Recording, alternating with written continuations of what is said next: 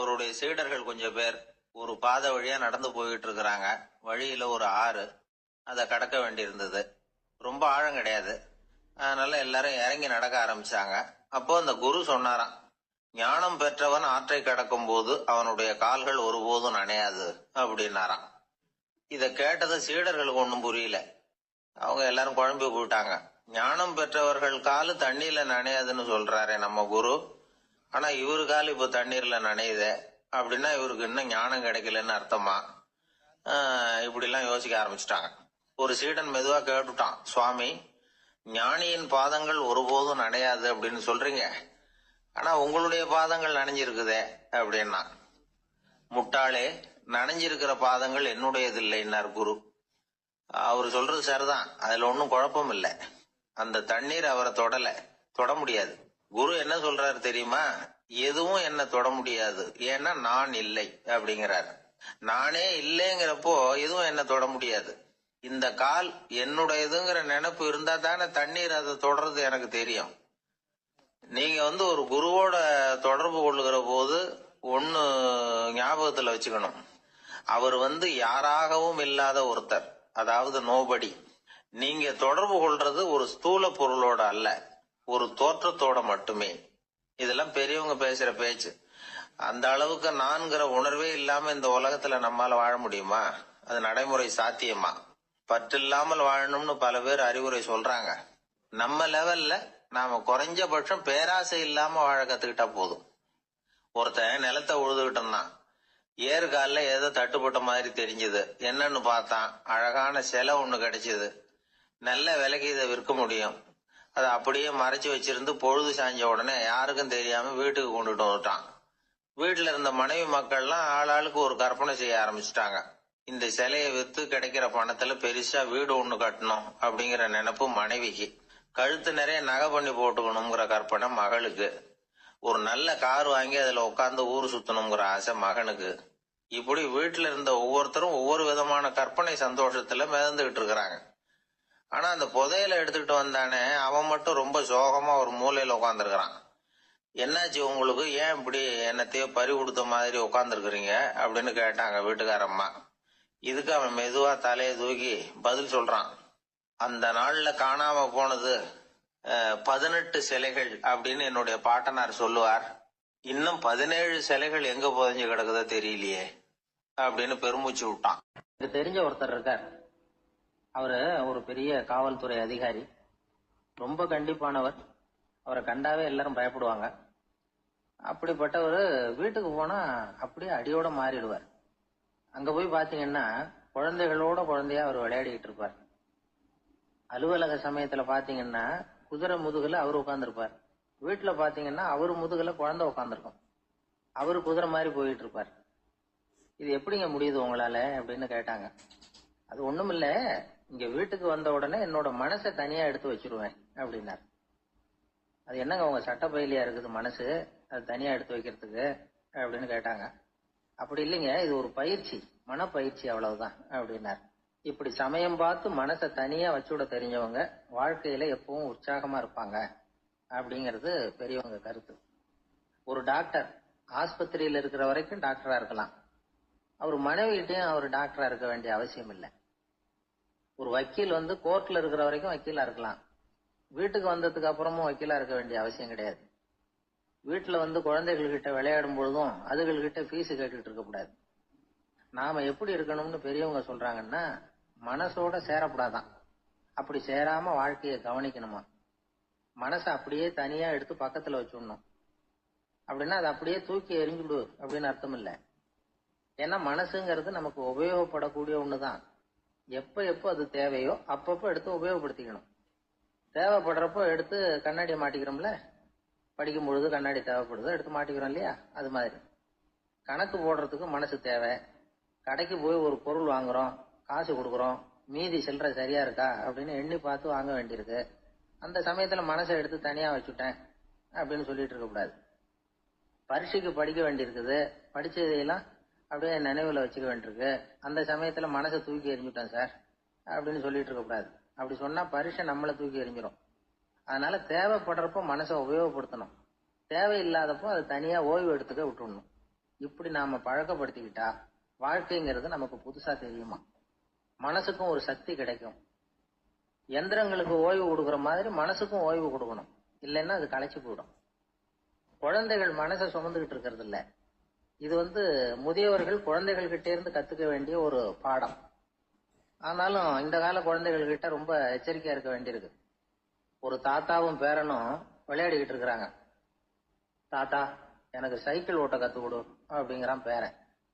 Cycle உயரம் கூட இல்ல, அதுக்குள்ள சைக்கிள் ஓட்டணுமா அப்படின்னாரு தாத்தா. ஏன் தாத்தா, ரயில் ஓட்டுறாரு, அவர் என்ன ரயில் நீளமா இருக்கார் அப்படின்னு கேட்டானா அந்த பையன். ஒரு ஆள் இருந்தார். அவரு தன்னை ஒரு குருன்னு சொல்லிக்கிட்டார். மௌன குரு, வாயே திறக்கிறது இல்ல. அவருக்கு 2 சீடர்கள் உண்டு. இவங்க தான் வர்றவங்க கிட்ட பேசுவாங்க, விளக்கம் கொடுப்பாங்க. ஒரு நாள் இந்த சீடர்கள் 2 பேரும் எங்கேயோ வெளியில போயிட்டாங்க. அந்த நேரம் பார்த்து ஒருத்தர் அங்க வந்தார். குரு கிட்ட போனார். குருவே, புத்தர்னா என்னன்னு கேட்டார். குருவுக்கு ஒன்னும் புரியல. அவர் உண்மையான குருவா இருந்தாவில் புரியும். அவர் திருன்னு முழிக்க ஆரம்பிச்சுட்டார். இந்த நேரம் பார்த்து இந்த சீடர்கள் எங்கேயோ போயிட்டாங்களே, என்ன பண்றது, உதவிக்கு யாராவது கிடைக்க மாட்டாங்களா அப்படின்னு அப்படியே சுத்தி பாக்குறார். அங்க பாக்குறார். வந்தவர் இதை கவனிச்சார். ஏதோ புரிஞ்சுக்கிட்டவர் மாதிரி அடுத்த கேள்வி கேட்டார். தர்மம்னா என்ன சுவாமின்னார். குருவுக்கு ரொம்ப சங்கடமா போச்சு. நம்ம நிலைமை இப்படி ஆயிட்டுதே, இக்கட்ல மாட்டிக்கிட்டோமே அப்படின்னு நினைச்சபடியே விட்டத்தை பார்த்தார். அப்புறம் குனிஞ்சு தரைய பார்த்தார். அப்படியே உட்காந்துக்கிட்டார். வந்தவர் உடனே அடுத்த கேள்விக்கு போயிட்டார். தியானம்னா என்ன சுவாமின்னார். பாவம் என்ன பண்ணுவார் அந்த குரு, பேசாம கண்ணை கெட்டியா மூடிக்கிட்டார். இது ஏதடா வம்பா போச்சுன்னு. இவர் இப்படி பண்ணா கூட வந்தவர் சளைக்கல. இன்னொரு கேள்வியும் கேட்டார். ஆசீர்வாதம்னா என்ன அப்படின்னார். இவர் பார்த்தார். இப்படியே போனா இவர் கேள்வி கேட்கறத நிறுத்த மாட்டார் அப்படின்னு நினைச்சுக்கிட்டு எனக்கு ஒண்ணுமே தெரியாதுங்கிற பாவனையில 2 கையையும் விரிச்சு காட்டினார். வந்தவர் முகத்துல மகிழ்ச்சி, மன நிறைவு. ஏதோ எல்லாம் புரிஞ்சுக்கிட்ட ஒரு மாதிரி அங்கிருந்து புறப்பட்டு போனார். வழியில அந்த குருவோட சீடர்கள் 2 பேரையும் சந்திச்சார். உங்க குருவை தான் பார்த்துட்டு வரேன்னாரு இவரு. என்ன நடந்ததுன்னு கேட்டாங்க. இவர் விவரமா சொல்றார். உங்க குரு எவ்வளவு பெரிய ஞானி தெரியுமா? புத்தர்னா என்னன்னு கேட்டேன். அதுக்கு அவர் அப்படியும் இப்படியும் பார்த்தார். அதுக்கு என்ன அர்த்தம் தெரியுமா? மக்கள் புத்தரை அங்கேயும் இங்கேயும் தேடுறாங்க. உண்மையில அவர் அங்கேயும் இங்கேயும் தேடி கண்டுபிடிக்க முடியாது அப்படிங்கறத அவர் செய்கை மூலம் உணர்த்தினார். அதுக்கப்புறம் தர்மம்னா என்னன்னு கேட்டேன். அவர் மேலையும் கீழையும் பார்த்து தர்மம் சமமானது, அதுல உயர்வு தாழ்வு இல்லைங்கிறத உணர்த்தினார். அதுக்கப்புறம் தியானம்னா என்னன்னு கேட்டேன். கண்ணை மூடிக்கிட்டார். கண்ணை மூடி காணுகிற அற்புதம் அது அப்படிங்கறத புரிஞ்சுக்கிட்டேன். கடைசியா ஆசீர்வதிக்கப்படுறது பத்தி கேட்டேன். கைகளை நீட்டி உதவுறது தான் அது அப்படிங்கறத தன்னுடைய இருகை விரிச்சு உணர்த்தினார். எவ்வளவு பெரிய மகான் அவரு அப்படின்னு சொல்லிவிட்டு அவர் பாட்டு போயிட்டார். சீடர்கள் அதுக்கப்புறம் மெதுவா குரு கிட்ட சேர்ந்தாங்க. அவங்கள பார்த்ததும் குருவுக்கு கோபம் வந்துட்டுது. அடே பாவிகளா, எங்கடா போய் தொலைஞ்சிங்க, நான் ஒரு ஆளுகிட்ட மாட்டிக்கிட்டு என்ன பாடுபட்டிருக்கேன் தெரியுமான்னார். இது மாதிரி தான் நாம சாதாரண மனிதர்களின் புற வேடங்களிலேயே மயங்கி போயிடுறோம். அவங்க பேச்சு, செய்கை, பார்வை இதுல எல்லாம் ஏதோ பெரிய தத்துவம் இருக்கிறதாக நினைச்சுக்கிறோம். உண்மையிலேயே அந்த தத்துவங்கள் யாருக்கு சொந்தம்? அவங்களுக்கு இல்ல, நமக்கு தான் சொந்தம். நாம தானே அதை கற்பிச்சுக்கிட்டோம்.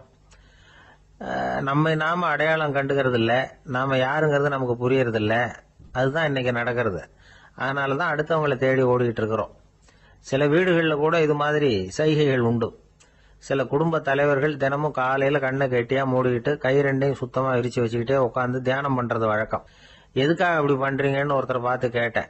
இந்த மாசம் வாங்கின சம்பளம் பூரா தீர்ந்து போச்சு, இனிமே என் கையில சுத்தமா ஒண்ணும் இல்ல, புதுசா எதுவும் செலவு வச்சுடாதே அப்படிங்கறத அப்படி உள்ளங்கை 2ஐயும் விரிச்சு காட்டி அவங்களுக்கு உணர்த்துறேன் அப்படின்னார். ஒரு மனிதர், அவர் யாருக்கிட்டே தொலைபேசியில பேசிட்டு இருக்கிறார்.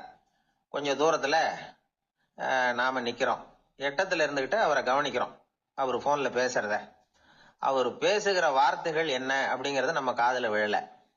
ஆனாலும் அவர் பேசிக்கிட்டு இருக்கிறது நல்ல செய்தியா கெட்ட செய்தியா அப்படிங்கறத நம்மால யூகிக்க முடியும். மகிழ்ச்சியான செய்தியை பேசும்போது முகம் மலருது, புன்னகை பூக்குது. இதுல ஒண்ணு நீங்க கவனிக்கணும். தொலைபேசியில நாம பேசுறப்போ நம்மோட பேசுறவர் எதிரில் இல்ல. அவர் தொலைபேசி வழியா நம்ம குரலை மட்டும்தான் கேட்க போறார். நம்ம முகத்தை அவர் பார்க்க போறது இல்ல. அப்படி இருந்தும் அப்ப நம்ம முகம் ஏன் மலரணும் அப்படின்னா இதுதான் உடல் மொழி, பாடி லாங்குவேஜ் அப்படின்னு சொல்றாங்க. நம்ம அறியாமலேயே நம்ம உடம்பு செய்திகளை தெரிவிக்குது பாருங்க, அதுதான் உடல் மொழி. ஒரு மனிதர் தொலைபேசியில பேசிக்கிட்டு இருக்கிறத நீங்க தூரத்துல இருந்து கவனிச்சுக்கிட்டே அவர் நண்பரோட பேசுறாரா, மனைவியோட பேசுறாரா, குழந்தையோட பேசுறாரா, இல்ல மேல் அதிகாரி கிட்ட பேசுறாரா, அல்லது அவருக்கு கீழே பணிபுரிகிறவர்கள் கிட்ட பேசுறாரா அப்படிங்கறத கண்டுபிடிக்கலாம். அதுக்கு காரணம் அவருடைய உடல் மொழி. இந்த உடல் மொழி கூட நம்ம வாழ்க்கையின் முன்னேற்றத்துக்கு பயன்படும்.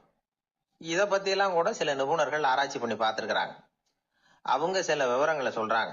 குறிப்பா ஒருத்தர் தன்னுடைய நாற்காலியில கிட்டத்தட்ட படுத்துக்காத குறையா உட்கார்ந்து இருக்கிறாருன்னு வச்சுக்கோங்க. எதிர இருக்கிறவர் பேசுறது அவருக்கு பிடிக்கலன்னு அர்த்தமா. தலையை சொரிஞ்சுக்கிறது, வேற வேற திசைகள்ல பாக்குறது, கொட்டாவி விடுறது, கால்களை மாத்தி போட்டு உட்கார்றது, களைப்பா கை விரல்களை அப்படியே பின்னிக்கிறது, அடிக்கடி கடிகாரத்தை பாக்குறது, இப்படி எல்லாம் ஒருத்தர் பண்ணிட்டு இருக்கிறாருன்னா நாம கூடிய சீக்கிரம் அந்த இடத்த விட்டு எழுந்திரிச்சு வந்துடுறது நல்லது. ஏன்னா இதெல்லாம் அவருடைய சலிப்பு, சோர்வு, ஆர்வமின்மை இதுக்கு அடையாளங்கள். நம்முடைய பேச்சு அவரை சலிப்படைய வச்சுட்டதுன்னு அர்த்தம். அவர் ரொம்பவும் சோர்ந்து போயிட்டாருன்னு பொருள். நம்முடைய பேச்சுல அவருக்கு ஆர்வம் இல்லைன்னு அர்த்தம். அதே நேரத்துல நாற்காலியின் நுனியில அமர்ந்து உடலை முன்னுக்கு நகர்த்தி எதிர இருக்கிறவரின் கண்களை பார்த்துக்கிட்டே பேசினாலும் சரி அல்லது பேச்ச கேட்டாலும் சரி, உங்க பேர்ல மத்தவங்களுக்கு உள்ள பிடிப்பு அதிகரிக்கும். நாம எப்படிப்பட்டவர்ங்கிறத நம்ம உடம்பும் நடை உடை பாவனையும் அடுத்தவங்களுக்கு காட்டி கொடுத்துரும். உங்க உடம்பு, உங்க பார்வை, நடை, உட்கார்ற விதம் இத வச்சுக்கிட்டே நீங்க பொறுப்புள்ளவரா, முரடரா, அலட்சியமானவரா, மரியாதை தெரிஞ்சவரா, அடக்கமானவரா, நம்பிக்கைக்கு உரியவரா, நாணயம் இல்லாதவரா, பயந்தவரா, திறமசாலியா, அப்பாவியா அப்படிங்கறதெல்லாம் கண்டுபிடிச்சிடலாம். அதனால இந்த உடல் மொழியை புரிஞ்சுக்கிட்டு நம்மளை கொஞ்சம் சரிப்படுத்திக்கிட்டோம்னா வாழ்க்கையில சுலபமா பல காரியங்களை சாதிக்க முடியும். ஒரு மனநல மருத்துவமனை, அங்க ஒருத்தர் ஒரு நாற்காலியில உட்காந்துக்கிட்டு கார் ஓட்டுறது மாதிரி அப்படி பாவனை பண்ணிட்டு இருந்தார்.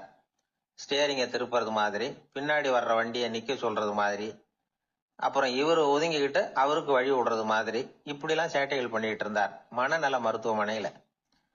இத பார்த்துக்கிட்டு இருந்த ஒருத்தர் பக்கத்துல இருந்த இன்னொருத்தர்கிட்ட கேட்டார், இவர் ஏன் இப்படி பண்றாரு, இவருக்கு ஏன் அப்படி வந்தது நிலைமை அப்படின்னு சொல்லி அவர் விசாரிச்சார். அப்ப அவர் விவரம் சொன்னார். வேற ஒண்ணும் இல்லைங்க, இவருக்கு கார் ஓட்டணும்னு ஆசை ரொம்ப காலமா, அது நிறைவேறாம போயிட்டுது. அதுக்கப்புறம் அவர் மனநோயாளியா மாறிட்டார். இங்க அழைச்சிட்டு வந்தாங்க. இங்க அழைச்சிட்டு வந்ததுல இருந்து அப்படிதான் பண்ணிட்டு இருக்கிறார். அப்ப கார் ஓட்டுறது மாதிரிலாம் பாவனை பண்ணிட்டு இருப்பார், திருப்புறது மாதிரி பண்ணுவார், பின்னாடி வர்றவங்களுக்கு இடம் விடுவார், இப்படிலாம் செய்யறார் அப்படின்னு விவரம் சொன்னாங்க. நீங்க சொல்லப்படாதா, இப்ப நீங்க கார் ஓட்டல, வெறும் நாற்காலியில தான் உட்கார்ந்து இருக்கிறீங்க அப்படின்னு நீங்க சொல்லப்படாதா அவருக்கு அப்படின்னு கேட்டாங்க. அது முடியாதுங்க, ஏன்னா அந்த காரை கழுவுறதுக்காக அவர் தினமும் எனக்கு 10 ரூபா கொடுத்துக்கிட்டு இருக்கிறார் அப்படின்னாராம் அங்க வேலை செஞ்சுக்கிட்டு இருந்த ஒருத்தர். அதனால வாழ்க்கையில நாம இந்த உடல் மொழியை புரிஞ்சுக்கணும். உடல் மொழிங்கிறது இப்ப ஆரம்பத்துல சொன்னது மாதிரி அந்த தொலைபேசியில பேசுறவங்கள தூரத்துல இருந்து பார்த்தாவே அவர் யாருகிட்ட பேசுறாரு, என்ன பேசுறாருன்னு தெரியும். நம்ம முகத்தை நல்லா வச்சுக்கணும். உடல் மொழிய நம்ம புரிஞ்சுக்கிட்டு பயன்படுத்த ஆரம்பிச்சோம்னா எந்த முயற்சி பண்ணினாலும் அதுல வெற்றி நிச்சயம். ஒரு பெரிய அரசன் இந்த உலகம் பூராவையும் ஆண்டுகிட்டு இருந்தான். ரொம்ப காலம் அப்படி அரசாட்சி பண்ணிக்கிட்டு இருந்தான். திடீர்னு அவனுக்கும் சில எதிரிகள் முளைச்சாங்க. அவங்க எல்லாம் ஒண்ணு சேர்ந்து இவனை தோற்கடிச்சுட்டாங்க. தோத்து போனது இவனுக்கு பயம் வந்துட்டுது, எங்க எதிரிகள் நம்ம கொன்னுடுவாங்களோ அப்படின்னு. வெளியில வந்தா தனக்கு ஆபத்துன்னு பயந்துகிட்டு யாருக்கும் தெரியாம ஒரு குகைக்குள்ள போய் பதுங்கி கிடக்குறான். நிலைமைய பாருங்க. முதல் நாள் அரண்மனையில அதிகாரம் பண்ணிக்கிட்டு இருந்தவன் மறுநாள் குகையில பயந்து போய் பதுங்கி கிடக்குறான். ராத்திரி நேரம் வந்தது, பசி வயத்தை கிள்ளுது, பிச்சை எடுத்து சாப்பிட வேண்டிய நிலைமை. பிச்சை எடுக்கிறதுக்கு பாத்திரம் வேணுமே, என்ன பண்றது அப்படின்னு அங்கேயும் இங்கேயும் பாக்குறான். ஒரு மூலையில யாரோ விட்டுட்டு போன ஒரு ஓடு கிடக்குது, அதை எடுத்துக்கிட்டு புறப்பட்டான். இருட்டுல வழி புரியல, ஏதோ ஒரு யூகத்துல காலை மெதுவா எடுத்து வச்சு நடந்து போயிட்டு இருக்கிறான். வழியில ஒரு கருப்பு நாய் படுத்து கிடந்தது. இருட்டுல அவன் இது கண்ணுக்கு சரியா தெரியல, அவனுக்கு தவறி போய் காலை வச்சுட்டான் அது மேல. நாய் சும்மா இருக்குமா, வள்ளுன்னு விழுந்து கடிச்சு விட்டுது. காலை பாக்குறான், காலத்தையும் நினைச்சு பாக்குறான். அரண்மனையில வீரக்கழல் அணிந்த காலை உடைய மன்னா அப்படின்னு புகழ்வாங்களே புலவர்கள்லாம், ஆனா அது இன்னைக்கு நாய் கடிச்ச காலம் ஆயிட்டுதே அப்படின்னு நினைக்கிறான். அது மட்டும் இல்ல, முன்னாடி எல்லாம் பொற்கிண்ணங்கள்ல தான் அவன் சாப்பிடுவான். ஆனா இப்போ உடைஞ்சு போன ஓட்டு அது ஓட்டை வந்து கையில வச்சுக்கிட்டு நிக்கிறான். அதுல ஏதாவது யாராவது சாப்பாடு போடுவாங்களான்னு. முன்னாடி எல்லாம் நிறைய பேர் அரண்மனைக்கு வருவாங்க. அரசருக்கு காணிக்கைன்னு சொல்லி இவன் காலடியில கொண்டாந்து கொட்டுவாங்க. அப்போலாம் இவன் அந்த ஜனங்களுடைய முகத்தை திரும்பி கூட பாக்குறது இல்ல. ரொம்ப கர்வமா உட்காந்துருப்பான். அதே ஆளு இன்னைக்கு எல்லார் கண்ணுலயும் படுறது மாதிரி பிச்சை எடுத்துக்கிட்டு இருக்கிறான். அப்போலாம் காணிக்கைகளை வந்து தன்னுடைய கையால வாங்குறது தனக்கு கௌரவ குறைச்சல்னு நினைச்சு தன்னுடைய வேலைக்காரங்களை விட்டுதான் அதை வாங்க சொல்லுவான். இப்போ பாத்தீங்கன்னா அவனே தன் கையாலேயே பிச்சை வாங்குறான். நினைச்சு பாருங்க. அந்த மனுஷன் முத நாள் அரசன், மறுநாள் பிச்சைக்காரன். எவ்வளவு வித்தியாசம். செல்வம் தான் இப்படி ஒரு வித்தியாசம் ஏற்படுறதுக்கு காரணம். அப்படிப்பட்ட செல்வம் வாழ்க்கையை நடத்துறதுக்கு நமக்கு தேவைதான். ஆனா அதையே நாம அடைய வேண்டிய பயனா நினைக்கிறோம் பாருங்க, அதுதான் வேடிக்கை. இத வந்து நம்மாழ்வார் அழகா ஒரு பாசுரத்துல சொல்றார். ஒரு நாயகமாய் ஓட உலகுடன் ஆண்டவர், கருணாய் கவர்ந்த காலர், சிதைகிய பானையர், பெருநாடு காண இம்மையிலே பிச்சைதாம் கொள்வர், திருநாரணன் தாழ் காலம் பெற சிந்தித்து உய்மினோ அப்படிங்கிறார் நம்மாழ்வார்.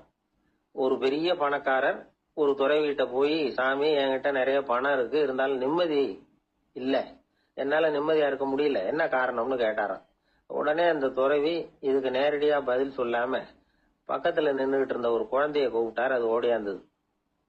ஒரு ஆப்பிள் பழத்தை எடுத்து அது கையில கொடுத்தார். அதை வாங்கிட்டு குழந்தை சிரிச்சுது. இன்னொரு பழத்தை எடுத்து கொடுத்தார். அதை இன்னொரு கையில வாங்கிட்டு சிரிச்சுது. மூணாவது ஆப்பிள் எடுத்து கொடுத்தார். 2 பழத்தையும் நெஞ்சில் அணைச்சிக்கிட்டு 3வது பழத்தையும் வாங்கறதுக்கு முயற்சி பண்ணிச்சு. ஆனா அது உடனே நழுவி கீழே விழுந்து உருண்டு ஓடிச்சு. ஏற்கனவே இருந்ததும் விழுந்துட்டுது. இப்ப அந்த குழந்தை அழ ஆரம்பிச்சுட்டுது. இப்ப அந்த துறவி பணக்காரர்கிட்ட சொன்னாராம், குழந்தைய கவனிச்சியா? 2 ஆப்பிள் போதும்னு அது நினைச்சிருந்தா இப்போ அது அழ வேண்டிய அவசியம் வந்திருக்குமா அப்படின்னாராம். எதுவுமே அளவுக்கு மிஞ்சினா துன்பம் தான். இந்த காலத்துல இதெல்லாம் யாரு காதுல வாங்குறாங்க? ஒருத்தனை நல்ல வழிக்கு கொண்டு வரணும்னு நினைச்சு அவனை கூப்பிட்டு உட்கார வச்சு இந்த கதையை சொல்லிட்டு இருந்தாங்க. சொல்லிவிட்டு அந்த குழந்தை செஞ்சது தப்பு தானே அப்படின்னு கேட்டிருக்கிறாங்க. ஆமா, தப்பு தான். நானா இருந்தா அப்படி செஞ்சிருக்க மாட்டேன் நானா இவன். 2 பழமே போதும்னு சொல்லிருப்பியா அப்படின்னு கேட்டிருக்காங்க. அப்படி இல்லைங்க, அவர் கொடுக்க கொடுக்க ஒவ்வொரு பழமா வாங்கி பின்னாடி வச்சுட்டு மறுபடியும் கையை நீட்டுவேன் அப்படிங்கிறானா. இவெல்லாம் எந்த காலத்துல திருந்துறது? ஒரு ஊர்ல ஒரு பெரியவர் இருந்தார். அவரு ஒரு குரு. அவர் தொடர்ந்து தியான கூட்டங்கள் நடத்துவார். அந்த கூட்டத்துல கலந்துக்கிறதுக்காக பல ஊர்கள்ல இருந்து சீடர்கள் நிறைய பேர் வருவாங்க போவாங்க. ஒரு நாள் அங்க கூட்டம் நடந்துகிட்டு இருக்குது. அந்த சமயத்துல சீடர்கள்ல ஒருத்தன் என்னத்தையே திருடி விட்டான். மற்ற சீடர்கள் அதை கவனிச்சுட்டாங்க. இவன் ஆப்பிட்டுக்கிட்டான். கூட்டம் முடிஞ்ச பிற்பாடு இவன் திருடின விஷயத்த அந்த பெரியவர்கிட்ட போய் சொன்னாங்களாம். அவர் கவனத்துக்கு கொண்டுகிட்டு போனாங்க. ஆனா அவர் இத காதலியே போட்டுக்கல, கண்டுக்கவே இல்லை. போய் சொன்ன சீடர்களுக்கெல்லாம் ஏமாத்தமா போயிட்டுது. என்ன இது, இவ்வளவு தூரம் நாம கண்டுபிடிச்சு போய் சொல்றோம், அவரு கண்டுக்கவே மாட்டேங்கிறாரே அப்படின்னு ஒரு மாதிரி ஆயிட்டாங்க. இருந்தாலும் அதை பத்தி ஒண்ணுமே சொல்லிக்கல, பேசாம இருந்துட்டாங்க. கொஞ்ச நாள் ஆச்சு. அதே ஆளு மறுபடியும் ஒரு திருட்டுல மாட்டிக்கிட்டான். சீடர்கள் மறுபடியும் அந்த குரு கிட்ட விஷயத்த சொன்னாங்க. அவர் அப்பவும் வழக்கம் போல சும்மாவே இருந்துட்டார். இவர் இப்படி இருக்கிறத பார்த்ததும் அந்த சீடர்களுக்கு கோபம் வந்துட்டுது. உடனே அந்த சீடர்கள்லாம் ஒண்ணு கூடி பேசினாங்களாம். எல்லாருமா சேர்ந்து ஒரு விண்ணப்பம் தயார் பண்ணாங்க. அதை குருநாதர்கிட்ட கொண்டுட்டு போய் கொடுத்தாங்க. அந்த விண்ணப்பத்துல இவங்க என்ன எழுதியிருக்கிறாங்க தெரியுமா? குருநாதர் அவர்களே, உடனே திருடனவன் மீது சட்ட நடவடிக்கை எடுக்கணும். நீங்க அப்படி அவனை இங்க சேர்க்கப்படாது. நீங்க சேர்த்தீங்கன்னா நாங்க இங்க இருக்கிறத பத்தி யோசிக்க ஆரம்பிச்சிருவோம். அவனை வந்து இந்த மடத்தை விட்டே துரத்தி பண்ணணும். நீங்க அவனை வெளியில அனுப்புங்க, இல்லைன்னா நாங்க அத்தனை பேரும் வெளியில போயிடுறோம். இப்படிதான் அந்த விண்ணப்பத்துல எழுதியிருக்கிறாங்க. குரு அந்த விண்ணப்பத்தை வாங்கி படிச்சு பார்த்தார். அதுக்கப்புறம் அதை எழுதின அத்தனை பேரையும் கூப்பிட்டாரு. எல்லாரும் இப்படி வாங்கன்னாரு. வந்தாங்க. இப்படி என் எதிரில் உட்காருங்கன்னார். உட்கார்ந்தாங்க. அப்புறம் சொன்னார், இதை பாருப்பா, நீங்க எல்லாரும் புத்திசாலிகள். உங்களுக்கு எது நல்லது எது கெட்டதுங்கிறது நல்லா தெரியும். நீங்க மேற்கொண்டு ஏதாவது படிக்கணும்னு நினைச்சா வேற எங்க வேணும்னாலும் போகலாம். அதுக்கு நான் தடை சொல்ல மாட்டேன். ஆனா உங்களால குற்றம் சாட்டப்பட்ட அவன் இருக்கானே, அவன் எப்படின்னா அவனுக்கு எது நல்லது எது கெட்டதுங்கிறதெல்லாம் தெரியாது. அதனாலதான் திருடுறான். நீங்க சொல்றது மாதிரி அவனை அடிச்சு துரத்தி விடுறோம்னு வச்சுங்க, அவனுக்கு எப்படி நல்லது கெட்டது தெரியும்? அவனுக்கு அதை யாரு சொல்லி கொடுக்கறது? அதனால இங்கேயே இருக்கட்டும், அதுதான் சரி. இதுக்காக நீங்க எல்லாரும் என்னை விட்டுட்டு போனாலும் சரி, அவனை நான் விரட்ட மாட்டேன் அப்படின்னு விட்டாரான். இவ்வளவையும் திருடனை அந்த சீடன் கேட்டுக்கிட்டே இருந்திருக்கான். அவன் கண்கள்ல கண்ணீர். அப்படியே எழுந்திரிச்சு வந்தான். குரு காலில் விழுந்தான். அவன் கண்ணீரில் அவனது தீமை கழுவப்பட்டது அப்படிம்பாங்க. அதாவது சீடர்களுக்கு அந்த குருவோட பெருமை அப்பதான் புரிஞ்சுதான். ஒரு நல்ல ஆசிரியர் இருக்காருன்னு வச்சுங்க, நல்லா படிக்கிற பையனுக்கு தான் பாடம் சொல்லி கொடுப்பேன்னா அது என்ன பெரிய விஷயமா? மோசமா படிக்கிறவனையும் மாத்தி காட்டுறேங்கிறது தான் பெருமை. இந்த காலத்து குரு ஒருத்தர் ஒரு ஆசிரமம் வச்சு நடத்திட்டு வந்தார். நிறைய பேர் தினம் வருவாங்க போவாங்க. ஒரு நாள் ஒருத்தன் வந்தான். அந்த குரு முன்னாடி போய் நின்னான். ஐயா, என்ன உங்க சீடனா ஏத்துக்கணும்னா. அந்த குரு நிமிர்ந்து பார்த்தார். உன்னுடைய நோக்கம் என்னன்னு கேட்டார். ஐயா, உங்ககிட்ட கொஞ்ச நாள் இருந்தேன்னா நல்ல பழக்க வழக்கங்களை கத்துக்கலாம், அதுக்கப்புறம் வெளியில போய் ஒரு நல்ல தொழில் தொடங்கி வாழ்க்கையில முன்னுக்கு வரணுங்கிறது தான் என்னோட நோக்கம் அப்படின்னா. நீ சொல்றது சரி, ஆனா உன்னால இங்க நல்ல பழக்க வழக்கங்களை கத்துக்க முடியலன்னு வச்சுக்கோ, அப்ப என்ன பண்ணுவே அப்படின்னு கேட்டார் அவர். அப்படி ஆச்சுன்னா என்ன, உங்களை மாதிரியே ஒரு ஆசிரமம் ஆரம்பிச்சு அதுக்கு குருவா இருந்துட்டு போறேன் அப்படின்னா. ஒருத்தன் வேகமா ஓடி வந்தான். ஏப்பா அப்படி தலை தெறிக்க ஓடி வர்றேன்னு கேட்டேன். பின்னாடி துரத்திக்கிட்டு வருது சார் அப்படின்னா. ஏதாவது நாய் துரத்திக்கிட்டு வருது போல இருக்கு அப்படின்னு நினைச்சு அவனுக்கு பின்னாடி பாக்குறேன். கண்ணுக்கு எட்டின தூரம் வரைக்கும் எதுவுமே தெரியல. ஏன்பா எதுவும் உன்னை துரத்துறது மாதிரி தெரியலையே என்ன, நல்லா பாருங்க சார் அப்படின்னா. பார்த்துட்டு தான் சொல்றேன் என்ன. இதோ பாருங்க சார், இதுதான் என்ன துரத்துது அப்படின்னு அவன் காட்டுறான். அவன் சுட்டி காட்டின இடத்துல பார்த்தா அங்க அவனுடைய நிழல் தான் தெரியுது. என்னப்பா சொல்ற அப்படின்னு சொல்லி அவனை சந்தேகமா பார்த்தேன். அதுக்கப்புறம் தான் விவரமா பேசினான். சார், எனக்கு என் நிழலை கண்டா பிடிக்கிறது இல்ல. எப்ப பார்த்தாலும் இது என்னையே பின்தொடர்ந்து வந்துகிட்டு இருக்குது. இதை என்னால சகிக்கவே முடியல. இதை என்கிட்ட இருந்து பிரிக்கிறதுக்கு எவ்வளவோ முயற்சிகள்லாம் பண்ணி பார்த்துட்டேன், முடியலன்னா. அப்படி என்னென்ன முயற்சிகள் பண்ணினேன் அப்படின்னு கேட்டேன். அவன் என்னென்ன செஞ்சாங்கிறத விவரமா சொன்னான். அவன் என்ன பண்ணிருக்கிறான், ஒரு பெரிய குழியை தோண்டி அதுல தன்னுடைய நிழலை புதைச்சிருவோம் அப்படின்னு முடிவு பண்ணிட்டு மண்வெட்டி எடுத்துக்கிட்டு தோட்டத்து பக்கம் போயிருக்கான். ஆழமா ஒரு குழியை தோண்டி இருக்கான். குனிஞ்சு பாக்குறான். அந்த குழிக்குள்ள தன்னுடைய நிழல் தெரியுது. ஆஹா, இதுதான் சமயம், நிழல் இப்ப குழிக்குள்ள இருக்கு, மண்ணை போட்டு மூடி விடலாம் அப்படின்னு நினைச்சுக்கிட்டு கொஞ்சம் மண்ணை அள்ளி போட்டான். பார்த்தா இப்ப அந்த நிழல் அந்த மண்ணுக்கு மேல வந்து நிக்குது. இது ஏதுடா வம்பா போச்சு அப்படின்னு அவசரமா மண்ணை வாரி போட்டு மூடி பாக்குறான். குழி பூராவும் மூடி விட்டு பாக்குறான். மறுபடியும் நிழல் மேல வந்து உட்காந்துட்டு இருக்குது. சரி, இத குழியில புதைக்க முடியாது அப்படின்னு முடிவு பண்ணிட்டு இதை இங்கேயே இப்படியே விட்டுட்டு ஒரே ஓட்டமா ஓடி போடுவோம் அப்படின்னு நினைச்சு எடுத்தான் ஓட்டம். அது காலை நேரம். இவன் மேற்க நோக்கி ஓடிட்டு இருக்கிறான். ஓடி ஓடி பாக்குறான், நிழல் இவனை விட வேகமா இவனுக்கு முன்னாடி ஓடிட்டு இருக்கு.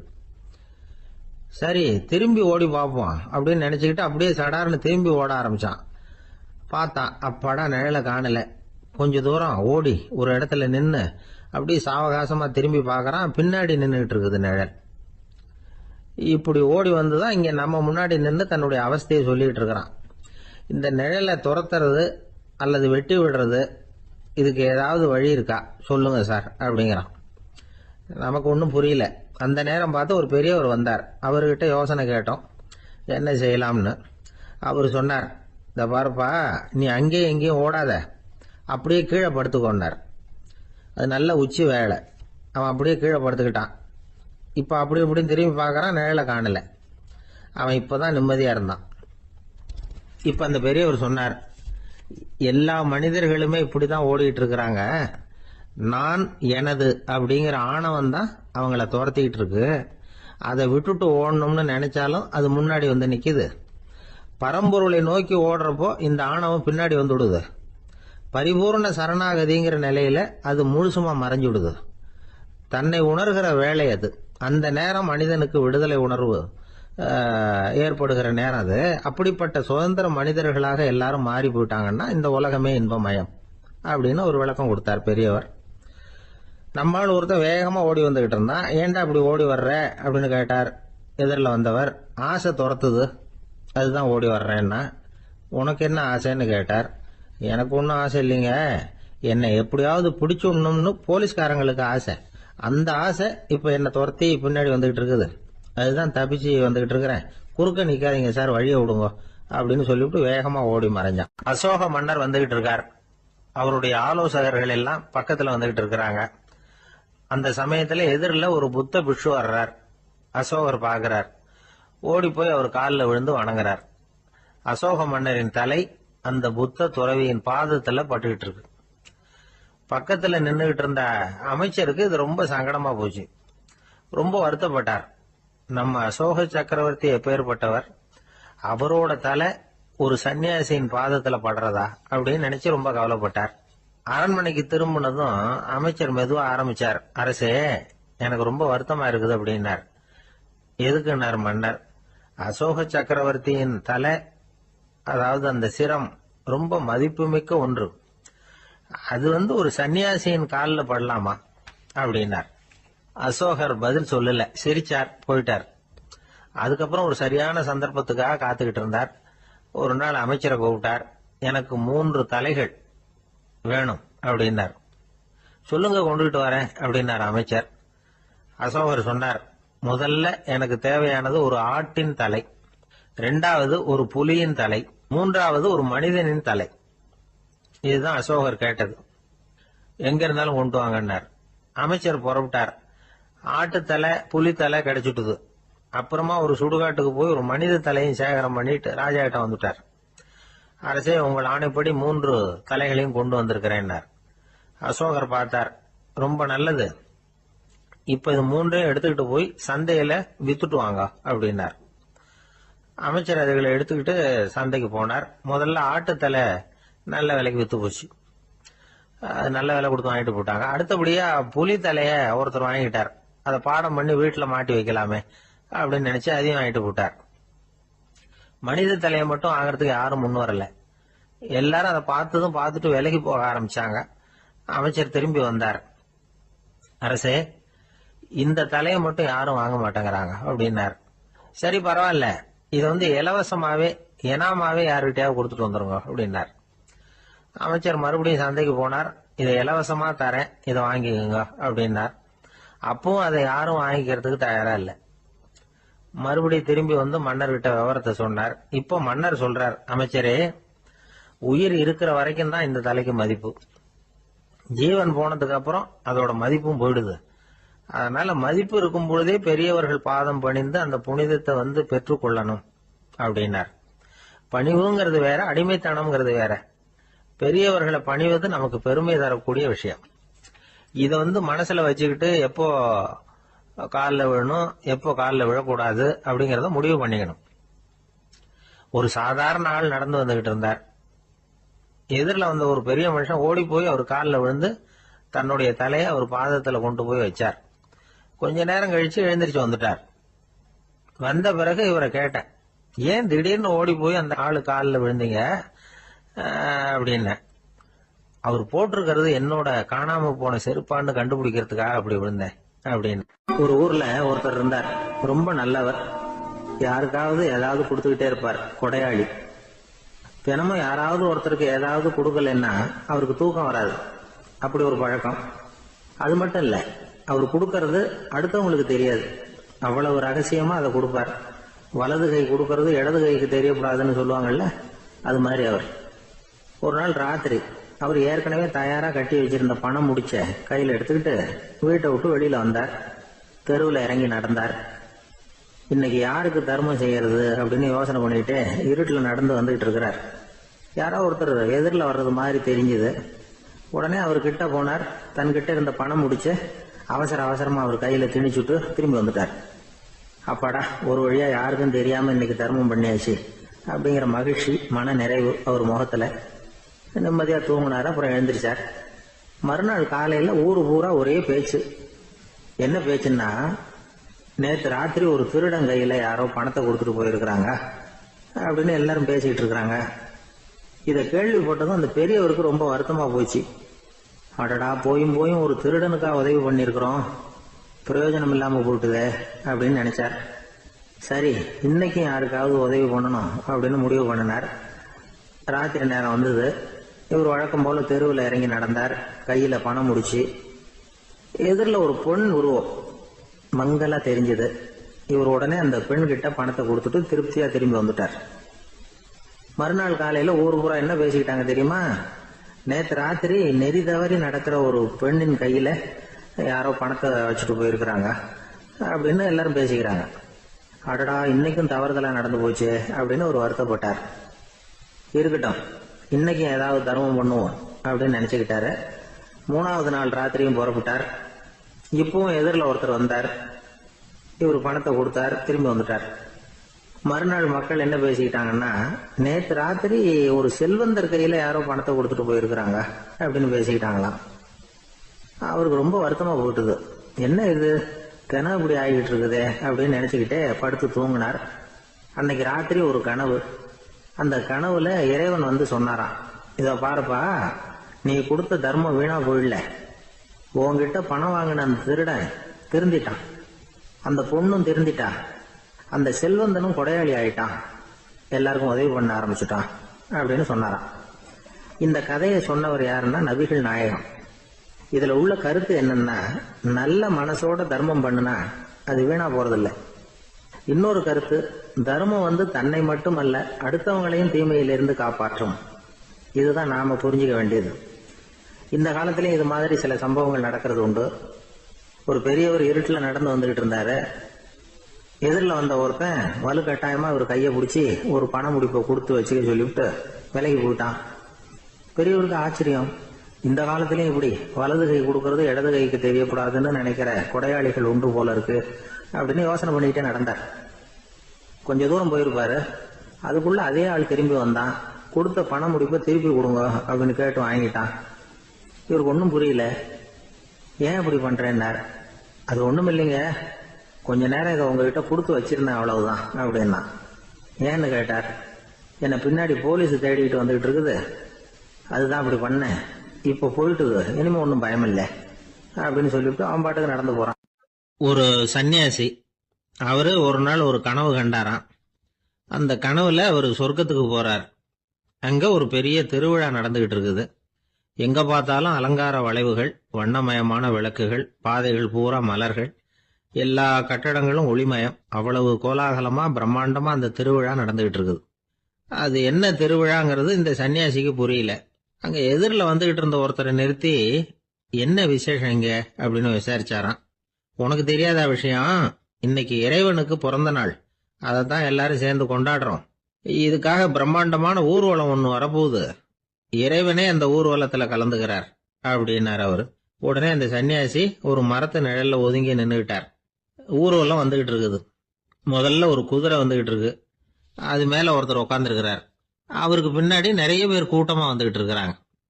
இவ்வளவு கூட்டம் இவர் பின்னாடி வருது, யார் இவரு அப்படின்னு கேட்டார்.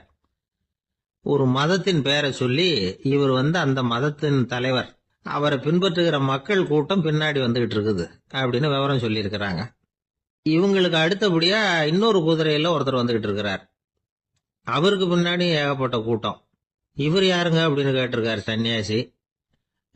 அங்க இருக்கிறவங்க விவரம் சொல்லி இருக்கிறாங்க. இன்னொரு மதத்தின் பெயரை சொல்லி, இவர் அந்த மதத்தினுடைய தலைவர், அவர் வழியை பின்பற்றுகிறவர்கள் அவர் பின்னாடி கூட்டமா வந்துகிட்டு இருக்கிறாங்க அப்படின்னு இருக்காங்க. இப்படி ஒவ்வொருத்தரா குதிரை மேல வந்துகிட்டே இருக்கிறாங்க. அவங்கள பின்பற்றியும் ஒவ்வொரு கூட்டம் வந்துகிட்டே இருக்குது. அந்த பெரிய ஊர்வலம் அது பாட்டுக்கு போயிட்டு இருக்குது. கடைசியா அது முடிஞ்சது ரொம்ப நேரம் கழிச்சு. அதுக்கப்புறம் கொஞ்ச நேரம் கழிச்சு ஒரு வயசான ஆள் குதிரை மேல வந்துகிட்டு இருக்கிறார். ஆனா அவருக்கு பின்னாடி யாருமே இல்லை. அவரு பரிதாபமா தனியா வந்துகிட்டு இருக்கிறார். அவரு அந்த ஊர்வலத்தை சேர்ந்தவரா இல்லையாங்கிறதே தெரியல. இவர் யாரு, இவர் ஏன் இப்படி தனியா வந்துகிட்டு இருக்கிறார் அப்படின்னு கேட்டிருக்காரு அந்த சன்னியாசி. என்னது இப்படி கேக்குறீங்க, இவர் தான் கடவுள், இவருக்காக தான் இன்னைக்கு இந்த ஊர்வலமே நடக்குது, இவருக்கு தான் இன்னைக்கு பிறந்த நாள், முன்னாடி போற ஊர்வலம் பூரா இவருடைய பிறந்த நாளை கொண்டாடுறதுக்காகத்தான் அப்படின்னு இருக்காங்க. இதை கேட்டதும் அந்த சன்னியாசிக்கு திடுக்குன்னு தூக்கி போட்டிருக்கு. இது வரைக்கும் கனவு கண்டுகிட்டு இருந்தவர் முடிச்சுக்கிட்டார். அதுக்கப்புறம் தான் யோசிச்சு பார்த்திருக்கார். உண்மைதான், மக்கள் எல்லாரும் வந்து பக்தி மார்க்கத்துல போறதா நினைச்சுக்கிட்டு பாதை மாறி போயிட்டு இருக்கிறாங்க. கடவுளை பின்பற்றுவதாக நினைக்கிறாங்க பக்தர்கள். ஆனா கடவுளுக்கு பின்னாடி யாருமே இல்லை. இன்னமும் இயல்பா இதை பத்தி யோசிச்சு பார்த்தா, உண்மைக்கு பின்னாடி தான் நான் போய்கிட்டு இருக்கேன் அப்படின்னு நிறைய பேர் சொல்றாங்க. ஆனா அந்த உண்மை வந்து அனாதையா போய்கிட்டு இருக்குது. அப்படி ஆயிட்டுது உலகம். இந்த காலத்திலயும் ஒரு ஊர்வலம், ஒரு பெரிய மனுஷருக்கு பிறந்த நாள் விழா. அவரு குதிரை மேல ஏறி முன்னாடி போயிட்டு இருக்கிறார். அவருக்கு பின்னாடி ஒரு 100 பேர் தொண்டர்கள் அவங்க பாட்டுக்கு போறாங்க. எல்லாம் பணம் கொடுத்து ஏற்பாடு பண்ணவங்க. எல்லாம் பணம் வாங்கிட்டு பின்னாடி போயிட்டு இருக்கிறாங்க. கொஞ்ச தூரம் நடந்ததும் கால் வலிக்க ஆரம்பிச்சுட்டுது. ஒவ்வொருத்தரும் அப்படியே ஒதுங்க ஆரம்பிச்சுட்டாங்க. அதான் முன்னாடியே பணம் கிடைச்சிட்டுதே, இனிமே ஒதுங்கின என்னன்னு ஒதுங்கிட்டாங்க. ஒரு கட்டத்துல குதிரையில போறவர் தற்செயலா திரும்பி பாக்குறாரு, பின்னாடி யாருமே இல்ல. எல்லாரும் ஓடி போயிட்டாங்க. ஒரே ஒரு ஆள் மட்டும் ரொம்ப விசுவாசமா பின்னாடி நடந்து வந்துகிட்டு இருந்தான். ஏன்பா நீ மட்டும் வந்துகிட்டு இருக்கிறியே, நீ வீட்டுக்கு போகலையான்னு கேட்டிருக்காரு அவரு. நீங்க அந்த குதிரையையும் அதுக்குள்ள வாடகை பணத்தையும் கொடுத்துட்டீங்கன்னா நானும் போயிடுவேன் அப்படின்னு நானா இந்த ஆள். ஒரு காட்டுல ஒரு நரி இருந்தது. ஒரு நாள் காலை நேரம் அது தன்னுடைய இருப்பிடத்திலிருந்து வெளியில வந்தது.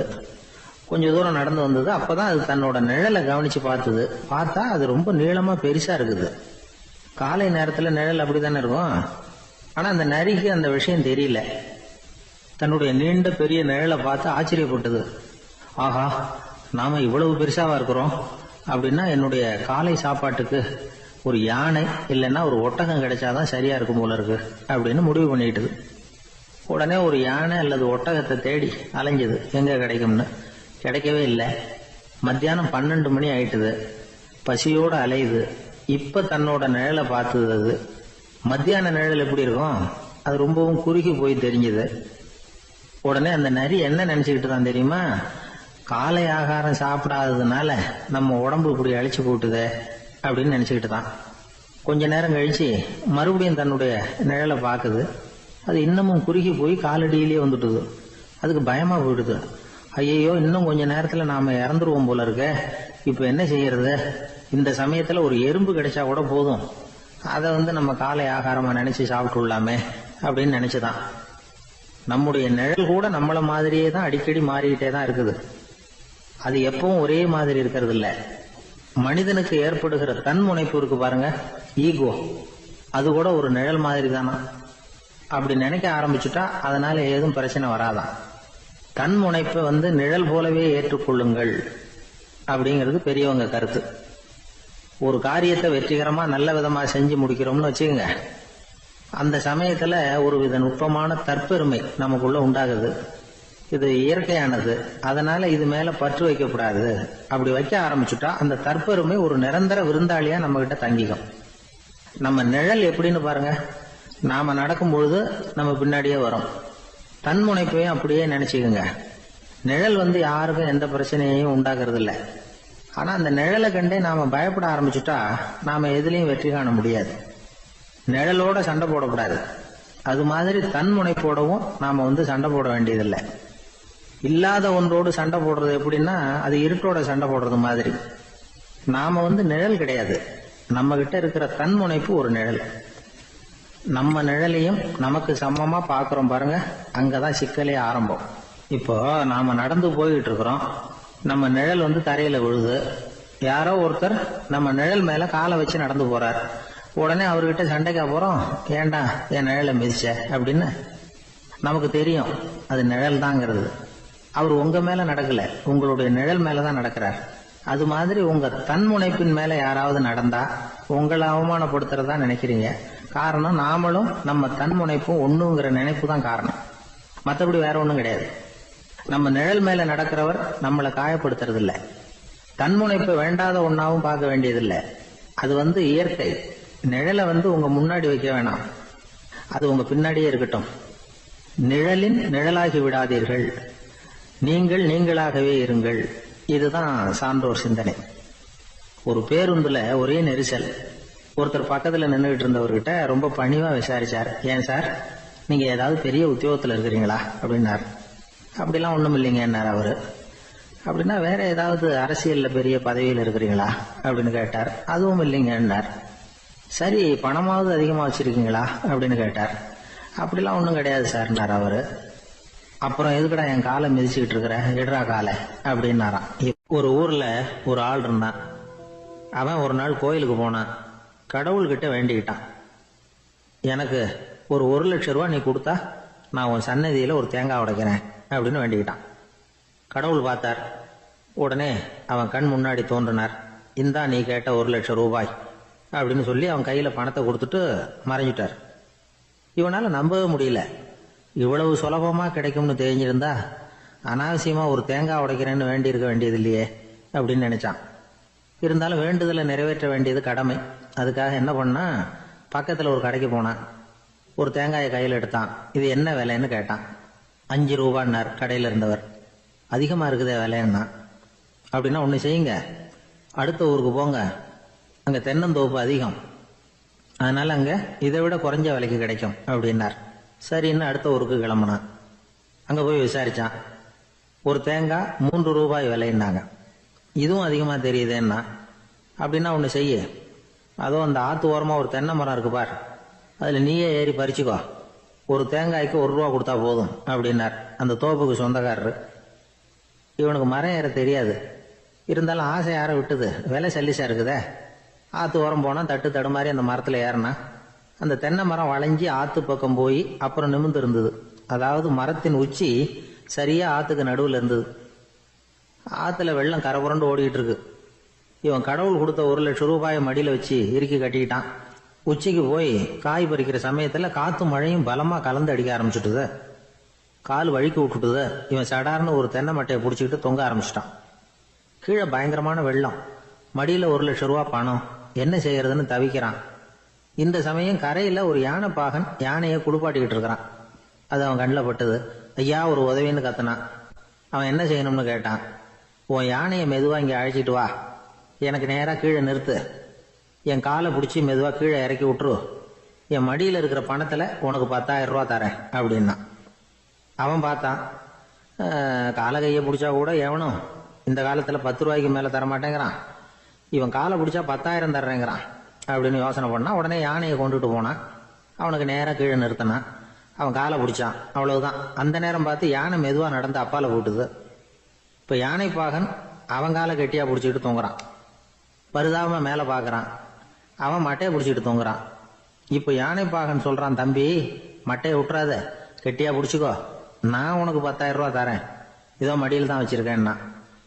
மேலே தொங்குறவனுக்கு இந்த நிலைமையிலேயும் ஒரு சந்தோஷம், மேற்கொண்டு ஒரு 10,000 ரூபா நமக்கு கிடைக்கும் போல இருக்கே அப்படின்னு. இந்த சமயத்தில் ஒருத்தன் ஒட்டகத்தை ஓட்டிட்டு வந்தான் அந்த பக்கமாக குளிப்பாட்டுறதுக்கு. யானை பாகம் பார்த்துட்டான். ஐயா ஒட்டகக்காரரே, அதை இங்கே கொண்டுட்டு வா, எங்கள் காலை பிடிச்சி பத்திரமா இறக்கி விடு, நாங்கள் பணம் கொடுக்குறோம்னா. அவனும் பணத்துக்கு ஆசைப்பட்டு வந்தான். அவன் காலை பிடிக்கிற சமயம் ஒட்டகமும் நழுவி போட்டுது. இப்போ 3 பேருமே வரிசையாக தொங்குறாங்க. ஒட்டகக்காரன் கத்துறான், தம்பி மட்டையை விட்டுறாத, கெட்டியா பிடிச்சிக்கோ, நான் என் மடியில் இருக்கிற 5,000 உனக்கு தந்துடுறேன்னா. மேலே தொங்குறவனுக்கு இன்னமும் சந்தோஷம், இவனும் பணம் தர்றேங்கிறான் அப்படின்னா இன்னைக்கு நமக்கு மொத்த பண வரவு எவ்வளவு அப்படின்னு ஒவ்வொன்றா கூட்டி பார்க்க ஆரம்பிச்சான். மனக்கணக்கு சரியா வரல, அதனால அப்படியே விரல விட்டு எண்ண ஆரம்பிச்சான். அவ்வளவுதான், மட்டையை விட்டுட்டு கை நழுவி வந்துட்டுது. 3 பேரும் பொத்துன்னு ஆத்துல விழுந்தாங்க. படாத பாடுபட்டு தட்டு தடுமாறி கரைக்கு வந்து சேர்ந்தாங்க. 3 பேர் மடியில் இருந்த பணமும் ஆத்தோட போட்டுது. பேராசை பெருநஷ்டம் அப்படின்னு ஒரு பழமொழி இருக்குல்ல, அதை விளக்கறதுக்காக சொல்லப்பட்ட கதை இது. இந்த காலத்துல ஒருத்தர் ஒரு நீச்சல் குளத்துல நீச்சல் அடிச்சுக்கிட்டு இருக்கிறார். காவலுக்கு இருந்தவர் அதை கவனிச்சுட்டார். கரையிலேருந்து சத்தம் போட்டாராம், இதோ பாருங்க, இங்க ராத்திரி 8 மணிக்கு மேல நீச்சல் அடிக்கிறது சட்டப்படி குற்றம், அதுக்கு அனுமதி கிடையாது, தெரியாதா உங்களுக்கு அப்படின்னாராம். இதுக்கு அவரு, ஐயோ நான் நீச்சல் அடிக்க வந்தவன் இல்லைங்க, சும்மா சுத்தி பார்க்க வந்தவன், தடுமாறி குளத்துல விழுந்துட்டேன், நீச்சல் தெரியாது, அதனால தத்தளிச்சுக்கிட்டு இருக்கிறேன் அப்படின்னு கத்துனாராம். கரையில இருந்தவர் பார்த்தார், ஓ அப்படின்னா சரி, அதுக்கு ஒன்றும் தடை இல்லை அப்படின்னு சொல்லிவிட்டு அவர் பாட்டுக்கு நடந்து போயிட்டாராம். ஒரு ஊர்ல ஒரு ஆள் இருந்தான், தையல் கடை வச்சிருந்தான். அவங்கிட்ட ஒருத்தன் ஒரு சட்டை துணி எடுத்து கொடுத்து தைக்க சொல்லியிருந்தான். வர்ற சனிக்கிழமை வா வந்து வாங்கிட்டு போ அப்படின்னு அவன் சொல்லியிருந்தான். அதே மாதிரி இவன் வந்தான். அவன் தச்சு வச்சிருந்த சட்டையை கொடுத்தான். இவன் வாங்கி அங்கேயே போட்டு பார்த்தான். கை நீளம் ஒண்ணுக்கு ஒண்ணு வித்தியாசமா இருந்தது. வலது கை இடது பக்கத்தை விட நீளம் குறைச்சலா இருந்தது. அவன் முணுமுணுக்க ஆரம்பிச்சுட்டான், என்ன இது இப்படி தைச்சுட்டியேன்னு. இதுக்கு அவன் சொன்னான், ஐயோ இதுக்காகவா சங்கடப்படுறீங்க, வலது கையை மட்டும் கொஞ்சம் உள்ள இழுத்தாப்புல வச்சுக்கிட்டீங்கன்னா சரியா போகுது, மற்றபடி அந்த சட்டையில உள்ள கலை அம்சத்தை கவனிங்க, எவ்வளவு அற்புதமா தைச்சிருக்கேன் பாருங்க, ஒரு சின்ன குறைய இப்படி எல்லாம் பொருட்படுத்த வேண்டியதில்லை, நான் சொன்னது மாதிரி கைய கொஞ்சம் உள்ள இழுத்தது மாதிரி வச்சுக்கிட்டு நடந்து போங்க, ஜோரா இருக்கும் அப்படின்னா. அவனும் யோசிச்சு பார்த்தான். சரியான யோசனையா தான் தோணுச்சு. கொஞ்சம் முயற்சி பண்ணி வலது கையை கொஞ்சம் உள்ள இழுத்து சட்டை சரியா இருக்கிறது மாதிரி பண்ணிட்டான். இப்ப மறுபடியும் ஒரு பிரச்சனை. வலது கையை உள்ள இழுத்த மாதிரி அப்படியே வச்சுக்கிட்டதும் முதுகு பக்கம் கொஞ்சம் துணி தளர்த்தியா தொங்குறது மாதிரி தெரிஞ்சது. என்ன இது, முதுகு பக்கம் துணி குவிஞ்சுட்டுதே தொங்குதே அப்படின்னா மறுபடியும் அடடா இதுக்காகவா கவலைப்படுறீங்க? உடம்ப அதுக்கு தகுந்த மாதிரி கொஞ்சம் வளைச்சிக்கிட்டா சரியா போடுது. இதுக்காக அந்த அழகான தையலை பிரிச்சு அதுல உள்ள கலை அம்சத்தை கெடுக்கிறதுக்கு என் மனசு இடம் தரல. எவ்வளவுக்கு தளர்த்தியா இருக்கோ அவ்வளவுக்கு கொஞ்சம் உடம்ப வளைச்சி அப்படி குனிஞ்சது மாதிரி போங்க போதும் அப்படின்னா. அதுவும் நல்ல யோசனையா தான் பட்டுது இவனுக்கு. சரின்னு சொல்லிவிட்டு புறப்பட்டான்.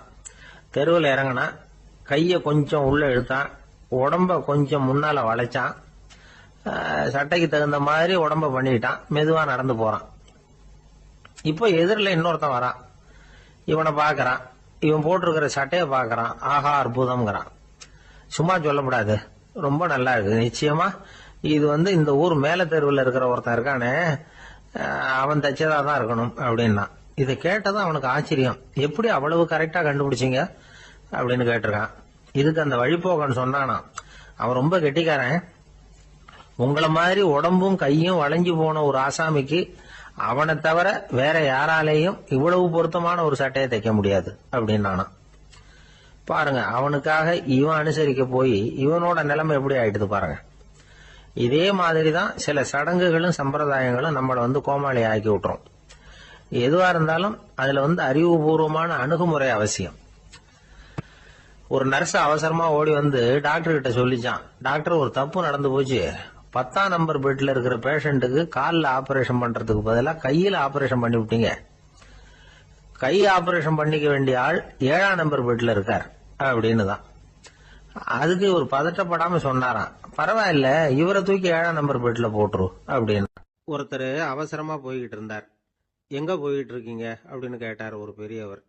கடைக்கு போறேன் சார், சாமான் வாங்கறதுக்கு அப்படின்னார். அங்க போறதுக்கு முன்னாடி தெரிஞ்சுக்க வேண்டியதெல்லாம் தெரிஞ்சுக்கிட்டீங்களா அப்படின்னு கேட்டார் பெரியவர். கடைக்கு போய் காசை கொடுத்து ஒரு பொருளை வாங்கிட்டு வரப்போறோம், இதுல தெரிஞ்சுக்க வேண்டியது என்ன இருக்குது அப்படின்னார் அலட்சியமா.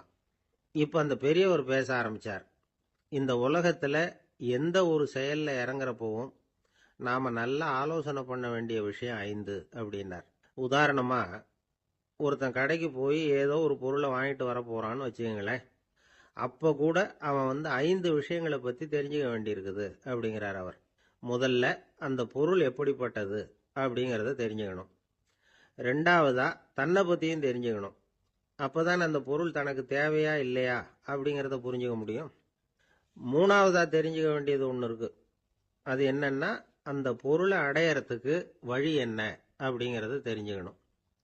அதாவது எவ்வளவு பணம் கொடுத்தா அது கிடைக்கும், இது மாதிரியான விஷயங்கள். 4வதா அந்த பொருளை அடையறது மூலமா நாம அடையக்கூடிய பயன் என்ன அப்படிங்கறதையும் உணரணும். 5வது அந்த பொருளை அடையறதுல இருக்கக்கூடிய தடை எது அப்படிங்கறதையும் நாம தெரிஞ்சுக்கணும். பெரியவர் பேசுறது ஏதோ தத்துவம் மாதிரி தெரியுது இல்லையா? தத்துவம் தான். அதாவது இப்படி உலகியல் வாழ்க்கையில சின்ன சின்ன விஷயங்கள்லயே நாம 5 விஷயங்களை தெரிஞ்சுக்க வேண்டி இருக்குது. அது ரொம்ப அவசியமா இருக்கு. பேரின்ப நிலைன்னு சொல்றாங்கல்ல, அது மாதிரி பெரிய சமாச்சாரங்கள்லயும் இந்த 5 விஷயங்களை நாம தெரிஞ்சுக்க வேண்டியிருக்குது. அதுக்கு பேர் என்னன்னா அர்த்த பஞ்சகம். வைணவ சமயத்துல அர்த்த பஞ்சகம்ங்கிறது ரொம்ப பெரிய விஷயம். கடைக்கு போறது மாதிரி கடவுளை பார்க்க போறப்பவும் நாம 5 விஷயங்களை தெரிஞ்சுக்கணுமா. முதல்ல பரம்பொருள் அப்படிங்கிறது என்ன, அதோட தன்மைகள் என்ன, இதை தெரிஞ்சுக்கணும். இதுக்கு பேர் என்னன்னா பரமாத்ம ஸ்வரூபம் அப்படின்னு பேர். 2வது நாம யாரு, நம்மோட தன்மை என்ன அப்படிங்கறத தெரிஞ்சுக்கணும். நான் யாருன்னு எனக்கே தெரியலங்கிறப்போ இதை நான் சொல்றேன்னு இது என்னுடையதுன்னு சொல்றது தப்பு தானே. அப்புறம் 3வது விஷயம், பரம்பொருளை நாம அடையறதுக்கு வழி எது, இது தெரிஞ்சுக்கணும். இது உபாய ஸ்வரூபம் அப்படின்னு பேர். 4வது விஷயம், நாம அடைய வேண்டிய பயன்கள் என்ன அப்படிங்கறது தெரிஞ்சுக்கிறது. இதுக்கு புருஷார்த்தம் அப்படின்னு பேர். 5வது அந்த பயனை அடைய விடாமல் தடுக்கிற தடைகள் யாவை அப்படிங்கறத தெரிஞ்சுக்கிறது. இது விரோதி ஸ்வரூபம். இதத்தான் தடையியல் அப்படின்னு சொல்றாங்க. அதாவது பரமாத்மாவை பற்றிய அறிவு, ஜீவாத்மாவை பற்றிய அறிவு, உபாயம் பற்றிய அறிவு, புருஷார்த்தம் பற்றிய அறிவு, இந்த 4 அறிவுக்கும் எதிரடையா, அதாவது அதையெல்லாம் தப்பா புரிஞ்சுக்கிறதால உண்டாகக்கூடிய அறிவு விரோதி ஸ்வரூபம். என்ன இது தகவல்ல ஏதாவது கதை சொல்லுவீங்கன்னு பார்த்தா ஏதோ தத்துவம் பேசிட்டு இருக்கிறீங்களே அப்படின்னு நினைக்கலாம். இதுவும் தெரிஞ்சுக்க வேண்டிய ஒரு பெரிய விஷயம்தான். காதில் போட்டு வச்சா எப்போவாவது உபயோகப்படும். என்னுடைய நண்பர் ஒருத்தர் ஒரு நாள் என்கிட்ட சொன்னார், சார், அடுத்த மாசம் தஞ்சாவூர்ல ஒரு கல்யாணம், போறதா வேண்டாமா அப்படின்னு ஒரே குழப்பமா இருக்கு அப்படின்னார். நான் உடனே இந்த அர்த்த பஞ்சக உபதேசம் பண்ண ஆரம்பிச்சேன். அவர் எல்லாத்தையும் பொறுமையா கேட்டுட்டு, சரி சார், நான் போறதுன்னு முடிவு பண்ணிவிட்டேன்னார். எப்படி இந்த முடிவுக்கு வந்தீங்க அப்படின்னு கேட்டேன். அவர் சொன்னாரு, சார், அந்த 2வது பாயிண்ட் ஒன்று சொன்னீங்களே, அதை புரிஞ்சுக்கிட்டதுக்கு அப்புறம்தான் இந்த முடிவுக்கு வந்தேன் அப்படின்னார். என்ன 2வது பாயிண்ட்னு? அதாவது தன்னை பத்தி புரிஞ்சுக்கணும் அப்படின்னு சொன்னீங்க. உடனே என்னை பத்தி புரிஞ்சுக்கிட்டேன். நான் யாருங்கிறது எனக்கு தெரிஞ்சுது. உடனே போறது தான் நல்லதுன்னு முடிவு பண்ணிவிட்டேன்னார். நீங்க யாருன்னு கேட்டேன். நான் தான் சார் அந்த கல்யாணத்துல தாலி கட்ட வேண்டிய மாப்பிள்ளை அப்படின்னார். என்ன சார், உங்க பையன் என்ன செஞ்சுக்கிட்டு இருக்கிறான் இப்போ அப்படின்னு கேட்டார் ஒருத்தர். அடிக்கடி கண்ணாடி முன்னாடி நின்று அழகு பார்த்துக்கிட்டு இருக்கிறான் சார் அப்படின்னாரு அப்பா. இளம் பருவம் இப்படிதான் இருக்கும், அதையெல்லாம் சாதாரணமா நினைச்சுடாதீங்க அப்படின்னாரு அவரு. என்ன சார் சொல்றீங்க, கண்ணாடி முன்னாடி நின்றுக்கிட்டு நேரத்தை வீணாக்கிக்கிட்டு இருக்கான், அதை ஒரு பெரிய விஷயமா நான் நினைக்கணுமா அப்படின்னாரு இவர். இளம் பருவத்தில் இளைஞர்களுக்கும் சின்ன பொண்ணுங்களுக்கும் அடிக்கடி கண்ணாடியில் பார்க்கணும்னு தோணும். அது வெறுமனே அழகு பார்க்கறது மட்டும் இல்லை, அவங்க தங்களையே தேடி கண்டுபிடிக்கிற ஒரு முயற்சி அது. இது ஒரு மனோதத்துவ விளைவு. இது வரைக்கும் சின்ன பிள்ளையா இருந்துட்டோம், இனிமேல் நாமளும் மற்றவங்க மாதிரி மனிதர்கள் தான் அப்படிங்கிற உணர்வு அவங்களுக்கு வருது. தங்களோட முகம் எப்படி இருக்குது, அழகு எப்படி இருக்கு, உடம்பு நேரம் எப்படி இருக்கு, முடி எப்படி இருக்கு அப்படிங்கறதையெல்லாம் கண்டுபிடிக்கிறாங்க. அதுக்கப்புறம் இன்னொரு ஆணோ பொண்ணோ தன்னை கவனிக்கணும் அப்படின்னு நினைக்கிறாங்க. இதெல்லாம் மனோதத்துவ உண்மைகள், இதெல்லாம் இயற்கை. இதை பார்த்துட்டு பெத்தவங்க பிள்ளைங்க கெட்டு போட்டாங்க அப்படின்னு நினைக்கக்கூடாது, அவங்கள திட்டிக்கிட்டே இருக்கக்கூடாது. இன்னைக்கு பல குடும்பங்கள்ல இதுதான் நடந்துகிட்டு இருக்குது. மனுஷ வாழ்க்கையிலேயே இப்படியும் இல்லாத அப்படியும் இல்லாத ஒரு பருவம் இளம் பருவம். 13லேருந்து 19 வயசுக்கு உட்பட்ட ஆண்கள் பெண்கள் இந்த வகையை சேர்ந்தவங்க, டீனேஜ் குரூப். இவங்கள சின்னவங்கன்னு நினைச்சிட முடியாது, பெரியவங்கன்னு நினைச்சிட முடியாது. இவங்க ரொம்ப சென்சிட்டிவ். சமூகம் நினைச்சா இவங்களை நல்லவங்களாவும் ஆக்கலாம், கெட்டவங்களாவும் ஆக்கலாம். கொஞ்சம் அக்கறை எடுத்துக்கிட்டா பெரிய பெரிய மேதைகளையும் விஞ்ஞானிகளையும் உருவாக்கலாம். ஆனால் நடக்கிறது என்ன தெரியுமா, அநேகமாக இவங்களை யாருமே சரியாக புரிஞ்சுக்கிறது இல்லை, இவங்களை சரியாக நடத்துறதும் இல்லை. இது வரைக்கும் நாம் சொல்கிறத கேட்டுக்கிட்டு இருந்தான், இப்பெல்லாம் அவன் இஷ்டத்துக்கு நடக்க ஆரம்பிச்சுட்டான் அப்படின்னு வருத்தப்படுற பெற்றோர்கள் அதிகம். இது வருத்தப்படுற விஷயம் இல்லை, சந்தோஷப்பட வேண்டிய விஷயம். உங்கள் புள்ள சொந்தமாக யோசிக்க ஆரம்பிக்கிறதும் நடந்துக்க ஆரம்பிக்கிறதும் ஒரு தப்பான விஷயமா? அவன் கடைசி வரைக்கும் உங்கள் பேச்சையே கேட்டுக்கிட்டு இருக்கணுங்கிறது என்ன நியாயம்? இன்னைக்கு இளைஞர்களை பெரியவங்க தப்பா புரிஞ்சுக்கிட்டு தவறா நடத்துறதுனால தான் அவங்களுக்கு வெறுப்பு, எரிச்சல், மனக்கசப்பு எல்லாம் உண்டாகுது. பெத்தவங்க சரியா மதிக்கிறது இல்லை அப்படிங்கிற ஒரே காரணத்தினாலேயே வீணா போகிற பிள்ளைங்க இன்னைக்கு அதிகம். சரி, பெத்தவங்களுக்கு இன்னைக்கு என்னதான் புத்தி சொல்ல வர்றீங்க அப்படின்னு கேட்குறீங்களா? நாம எதையும் சொல்ல வரல, ஆனா அது சம்பந்தமான சில நிபுணர்கள் சொல்லி இருக்கிறத உங்க காதுல போட்டு வைக்கலாம். அது என்னன்னா, பிள்ளைங்க கிட்ட அன்பு செலுத்துங்க. குழந்தையா இருந்தப்போ எவ்வளவு பாசமா இருந்தீங்க, வளர வளர அதை ஏன் குறைச்சிக்கிறீங்க? பெத்தவங்களின் அன்பான வார்த்தைகளுக்கு ஏங்குறவங்க தான் இன்றைய இளைஞர்கள். அவங்க எதை சொன்னாலும் அதை அக்கறையா காது கொடுத்து கேளுங்க, அலட்சியப்படுத்தாதீங்க. அவங்க விரும்புறது உங்ககிட்ட இருந்து ஒரு மதிப்பு, மரியாதை, அங்கீகாரம், இவ்வளவுதான். அவங்க அவங்களாவே முடிவுகள் எடுக்கட்டும், அதுக்கு நீங்க உதவியா இருங்க, அது போதும். மற்றவங்க முன்னாடி, முக்கியமா அவங்க நண்பர்கள் முன்னாடி அவங்கள பத்தி மட்டமா பேசாதீங்க. அவங்க கிட்ட பொய் சொல்லக்கூடாது. நீங்க சொன்னது பொய்ன்னு தெரிஞ்சு போச்சுன்னா உங்க பேர்ல அவங்களுக்கு இருக்கிற மதிப்பு போயிடும், நம்பிக்கை போயிடும். அவங்களுக்கு முன்னாடி நீங்க சண்டை போடக்கூடாது. உங்க பிள்ளைய எப்பவும் இன்னொரு பிள்ளையோட ஒப்பிட்டு பேசுற வேலையே வேணாம். கூட பிறந்த மற்றவங்களோட கூட ஒப்பிடக்கூடாது. இப்படி செஞ்சா அவன் உங்ககிட்டயும் பிரியமா இருக்க மாட்டான், அவங்ககிட்டயும் பிரியமா இருக்க மாட்டான். புள்ள எங்க போறான், என்ன பண்றான் அப்படின்னு எல்லாம் துப்பறிஞ்சுக்கிட்டு இருக்கக்கூடாது. இளைஞர்கள் தனிமையை விரும்புறவங்க. அவங்கள பெட்டியில வச்சு மூடி பாதுகாக்கணும்னு நினைக்கக்கூடாது. அவங்கள எப்படி பாதுகாக்கிறது அப்படிங்கறது அவங்களுக்கே தெரியும். உங்க புள்ள எப்படி நடந்துக்கணும்னு நீங்க எதிர்பார்க்கறீங்களோ அது மாதிரி நீங்க நடந்து காட்டுங்க, அது போதும். ஒரு வீட்டுல அப்பாவும் அம்மாவும் பேசிக்கிட்டு இருக்கிறாங்க. என்னங்க, நம்ம பொண்ணு பெரியவளாயிட்டா, அடிக்கடி கண்ணாடி முன்னாடி போய் நின்றுகிட்டு இருக்கிறா, சீக்கிரமா ஒரு பையனை பார்த்து கல்யாணத்தை முடிக்காம இப்படி மசன்னு கல்லு மாதிரி உட்காந்துருக்கிறீங்களே அப்படின்னு சத்தம் போட்டாங்க அந்த அம்மா. அவசரப்படாத, பாக்கிறதுக்கு கண்ணுக்கு அழகா லட்சணமா புத்திசாலியா ஒரு பையன் கிடைக்க வேணாமா, அதுதான் பார்த்துக்கிட்டு இருக்கிறேன் அப்படின்னாரு அப்பா. இதுக்கு அந்த அம்மா சொல்றாங்க, எங்க அப்பா இப்படி எல்லாம் நினைச்சுக்கிட்டு இருந்திருந்தா எனக்கு கல்யாணமே ஆயிருக்காது தெரியுமா அப்படின்னாங்களாம். பிரம்மத்தை அறிந்தவன் பிரம்மமாகறான் அப்படின்னு ஒரு பெரியவர் பேசினார் ஒரு கோவில்ல. தைத்திரிய உபனிஷத்து அப்படி சொல்லுதான். இதை கேட்கும் பொழுது நமக்கு ஒரு சந்தேகம் வரும். அது எப்படி? பிரம்மத்தை அறிந்தவன் பிரம்மம் ஆகிறான்னா, சிங்கத்தை அறிந்தவன் சிங்கம் ஆகிறானா, தோசையை அறிந்தவன் தோசை ஆகிறானா? இப்படிப்பட்ட சந்தேகம் நமக்கு வர்றதுல ஒன்றும் ஆச்சரியம் இல்லை. இது இயற்கை. இதுக்கும் அந்த பெரியவரே பதில் சொல்றார். சிங்கம் வேற, நாம வேற. அதனால சிங்கத்தை அறிந்தவன் சிங்கம் ஆக மாட்டான். ஆனா பிரம்மம் வேற, நாம வேற இல்லை. அதனால பிரம்மத்தை அறிந்தவன் பிரம்மம் ஆகிறான் அப்படிங்கிறது அவரோட விளக்கம். மனிதன் அவன்தான் தான் பிரம்மங்கிறது தெரியாதனால தான் அதை வேற எங்கேயோ தேடிட்டு இருக்கிறான். கடைசியில் அது தான் தாங்கிறது புரிஞ்சுக்கிற பொழுது அவன் பிரம்மம் ஆயிடுறான். இதை விளக்கறதுக்கு ஒரு உபநிஷத்து கதையே இருக்கு. நமக்கு தெரிஞ்ச கதை தான், ஆனால் அதை வேற விதமான அர்த்தத்தில் விளையாட்டா சொல்லிட்டு இருக்கிறோம். ஒரு சமயம் ஒரு 10 நண்பர்கள் ஒரு காட்டு வழியா போயிட்டு இருக்கிறாங்க. குறுக்க ஒரு நதி, அதை கடந்து அடுத்த பக்கம் போகணும். எல்லாரும் ஒரு வழியா கடந்து அடுத்த கரைக்கு போய் சேர்ந்துட்டாங்க. அங்க போய் சேர்ந்ததுக்கு அப்புறம் எல்லாரும் பத்திரமா வந்து சேர்ந்துட்டோமா அப்படின்னு தெரிஞ்சுக்கிறதுக்காக எண்ணி பார்க்கறான் அந்த கூட்டத்து தலைவன். அவங்க மொத்தம் 10 பேர். ஆனா இவன் எண்ணி பார்க்கறப்போ 9 தான் வருது. ஏன்னா அவன் தன்னை விட்டுட்டான். எதிரில் நிக்கிறவங்கள மட்டுமே எண்றான். ஐயோ 10வது ஆள் எங்கேங்கிறான், பதறான். சரி நீ இரு, நான் எண்ணி பார்க்கறேன்னு சொல்லிவிட்டு இன்னொருத்தன் வந்து எண்றான். அவனும் தன்னை விட்டுட்டு எண்றான். 9 தான் வருது. எல்லாரும் கொய்யோ முறையோன்னு கத்த ஆரம்பிச்சிட்டாங்க. அந்த சமயத்தில் ஒரு பெரியவர் அந்த பக்கமாக வர்றார். என்ன விஷயம்னு விசாரிக்கிறார். 10வது ஆளை 6 அடிச்சுட்டு போட்டுது அப்படின்னு சொல்லி இவங்க அழறாங்க. சரி அழாதீங்க அப்படின்னு சொல்லி அந்த தலைவனை பார்த்து இப்படி வாங்குறார். வர்றான். இப்போ எனக்கு முன்னாடி ஒரு தரம் எண்ணு பார்க்கலாம்ங்கிறார். 1 2 3ன்னு ஆரம்பித்து 9ல் வந்து முடிக்கிறான். உடனே பெரியவர் நீ தான் அந்த 10வது ஆள் அப்படிங்கிறார். இது உண்மை. நாம தான் அது. நாம தான் நம்மளை வேற எங்கேயோ தேடிட்டு இருக்கிறோம். நாம எங்கேயோ தேடிட்டு இருக்கிறோமே, அந்த பிரம்மம் நாம தான். இப்படி ஒரு பெரிய உண்மையை விளக்கறதுக்காக தான் அப்படி ஒரு கதை சொல்லப்பட்டது. ஆனா அதை நாம வேற விதமா வேடிக்கையா உபயோகப்படுத்திட்டு இருக்கிறோம். எப்படி தெரியுமா? ஒரு ஆத்தங்கரையில ஒரு 10 பேர் முழிச்சுக்கிட்டே நின்றுட்டு இருந்தாங்களாம். அந்த பக்கமா வந்த ஒருத்தன் ஏன் இப்படி முழிச்சுக்கிட்டு நிக்கிறீங்கன்னு கேட்டிருக்கிறான். எங்களுக்கு நீச்சல் தெரியாது, நாங்கெல்லாம் அடுத்த கரைக்கு போய் சேரணும் அப்படின்னு நாங்களாம். சரி நான் கொண்டுட்டு போய் விடுறேன். எல்லாரும் அக்கறைக்கு போய் சேர்ந்த உடனே ஆளுக்கு ₹1 வீதமா மொத்தம் ₹10 எனக்கு கொடுக்கணும் அப்படின்னு இருக்கான் இவன். சரின்னு ஒத்துக்கிட்டாங்க. இவன் ஒவ்வொருத்தரா கையை பிடிச்சி மெதுவா ஆத்துல இறக்கி அழைச்சிட்டு போயிட்டான்.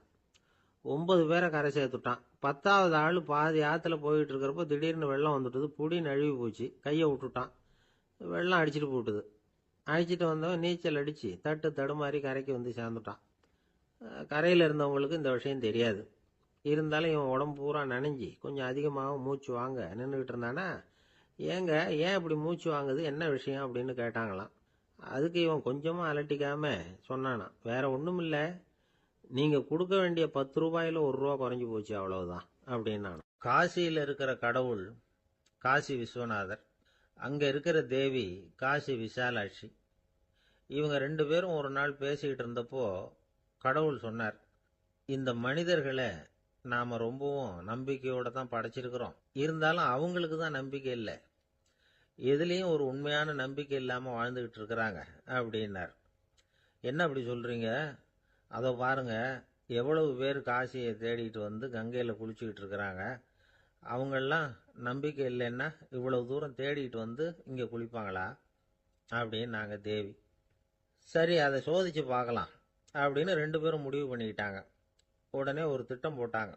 அது எப்படின்னா, நாம 2 பேருமே பக்தர்கள் மாதிரி உருவத்தை மாத்திக்கிட்டு கங்கை கரைக்கு போக வேண்டியது. நான் கங்கையில இறங்கி குளிக்கிறேன். கொஞ்ச நேரத்துல சுழல்ல மாட்டிக்கிட்டது மாதிரி நடிக்கிறேன். நீ உடனே கரையிலிருந்து சத்தம் போடு, என்னோட வீட்டுக்காரரை யாராவது காப்பாத்துங்களேன் காப்பாத்துங்களேன்னு சத்தம் போடு. அதோட இன்னொன்னு சொல்லு, யாராவது ஒரு புண்ணிய ஆத்மா அவர்கிட்ட போய் அவருடைய முடியை பிடிச்சி இழுக்கணும். அப்படி ஒரு சாபம் இருக்குது எங்களுக்கு. புண்ணிய ஆத்மா, அதாவது எந்த பாவமும் செய்யாத இல்லாத ஒருத்தர் தான் அவரை காப்பாற்ற முடியும். அப்படிப்பட்டவங்க யாராவது வெள்ளத்தில் குதிச்சு என்னுடைய கணவரை காப்பாத்துங்கோ அப்படின்னு நீ சத்தம் போடு, கூச்சல் போடு, என்ன நடக்குதுன்னு பார்க்கலாம் அப்படின்னார் கடவுள். சரின்னு சொல்லி 2 பேருமா சாதாரண பக்தர்கள் மாதிரி கங்கை கரைக்கு வந்து சேர்ந்தாங்க. அவர் இறங்கி குளிச்சார். திட்டம் போட்டது மாதிரியே சுழல்ல மாட்டிக்கிட்டது மாதிரி கத்துனார். கரையில இருந்த அந்த அம்மா, ஐயோ என் கணவரை காப்பாத்துங்களேன், யாராவது காப்பாத்துங்களேன்னு கத்துனாங்க. பல பேர் ஓடி வந்தாங்க. உடனே இவங்க, பாவம் இல்லாத புண்ணிய ஆத்மா ஒருத்தரால தான் என்னுடைய கணவர் காப்பாற்றப்படணுங்கிறது விதி, அப்படி ஒரு சாபம் இருக்கு, அதனால புண்ணிய ஆத்மா யாராவது அவர்கிட்ட போய் அவர் முடியை பிடிச்சி தூக்குனா அவரை காப்பாத்தி போடலாம் அப்படின்னாங்க. இவங்க இப்படி சொன்னதும் எல்லாரும் திகைச்சு போய் நின்னுட்டாங்க. ஒவ்வொருத்தருக்கும் அவங்க செஞ்ச பாவம்லாம் ஒவ்வொன்றா ஞாபகத்துக்கு வர ஆரம்பிச்சுட்டுது. சரி, இதுக்கு நாம லாயக்கு இல்லை அப்படின்னு சொல்லி ஒதுங்கி போக ஆரம்பிச்சிட்டாங்க எல்லாம். இந்த சமயத்துல யாரோ ஒருத்தர் வேகமா ஓடி வந்தார். ஆத்துல குதிச்சார். அவர்கிட்ட போனார், முடிய பிடிச்சார், தூக்குனார், அவரை காப்பாத்தி கரைக்கு கொண்டுட்டு வந்துட்டார். அப்படி காப்பாத்தின அந்த ஆளை இவங்க 2 பேரும் தனியா கூப்பிட்டுக்கிட்டு ஒரு மண்டபத்துக்கு வந்துட்டாங்க. வந்து விசாரிக்கிறாங்க. நீ யாரப்பா அப்படின்னு கேக்குறாங்க. ஏதும் தெரியாத மாதிரி. நான் இந்த ஊர் அன்ன சத்திரத்துல வேலை செய்யற ஒரு சமையல்காரன் அப்படிங்கிறார். நீ வந்து கங்கையில குளிக்கிறது உண்டான்னு கேட்டிருக்காங்க. நான் இந்த ஊர்லயே தான் இருக்கிறேன், இருந்தாலும் தினமும் கங்கையில குளிக்கிறது இல்ல, எப்பாவது ஒரு நாள் அங்க குளிப்பேன் அப்படின்னார். கங்கையில மூழ்கி எழுந்திருச்சா பாவம்லாம் தொலையும்னு சொல்றாங்க. அப்படி இருக்கிறப்போ அங்க இன்னைக்கு கங்கையில குளிச்சுக்கிட்டு இருக்கிறவங்க எல்லாம் தங்களை வந்து புண்ணிய ஆத்மாவா நினைக்கல. கங்கையில குளிக்காத நீ உன்னை வந்து புண்ணிய ஆத்மாவா நினைச்சு என்னை காப்பாத்த வந்திருக்கிற, அது எப்படி அப்படின்னு கேட்டார். அதுக்கு அந்த ஆளு சொல்றான், கங்கையில குதிச்சதுக்கு அப்புறம் தானே உங்களை காப்பாத்த போறோம், அப்படி குதிக்கும் பொழுது என்னுடைய பாவம்லாம் போயிருக்கும்ல, நான் புண்ணிய ஆத்மாவா ஆயிருப்பனே, அதனாலதான் துணிஞ்சு வந்து உங்களை காப்பாத்தினேன் அப்படின்னா. கடவுளும் தேவியும் அவனுக்கு வந்து காட்சி கொடுத்தாங்களாம். இப்படி ஒரு கதை உண்டு. அதாவது கங்கையில குளிச்சுக்கிட்டு இருக்கிறவங்களுக்கே தங்களுடைய பாவம் போகுங்கிற நம்பிக்கை பரிபூர்ணமா இல்லை, குளிக்காத ஒருத்தனுக்கு அந்த நம்பிக்கை இருந்தது. அதனால அவனால கடவுளை பார்க்க முடிஞ்சது. கடவுளை வந்து நாமளும் பார்க்க முடியுமா முடியாதா அப்படிங்கிற குழப்பம்லாம் நமக்கு வேண்டியதில்லை. நம்பிக்கையோட வாழணுங்கிற உண்மையை மட்டும் இந்த கதையிலிருந்து புரிஞ்சுக்கிட்டா போதும். ஏன்னா இந்த கதையை கேட்டுட்டு ஒரு நண்பன் குதர்க்கமா ஒரு கேள்வி கேட்டான். ஏன் சார், கங்கையில குளிச்சா பாவம் போயிடும்னு சொல்றீங்களே, நான் எனக்கு வேண்டாத ஒருத்தனை அழைச்சிட்டு போய் கங்கையிலேயே தள்ளி விட்டுட்டு அதுக்கப்புறம் அங்கேயே முழுக்க போட்டுட்டு நான் செஞ்ச பாவத்தை வந்து அதுலேயே கழுவி விட்டுட்டு மறுபடியும் உங்ககிட்ட வந்து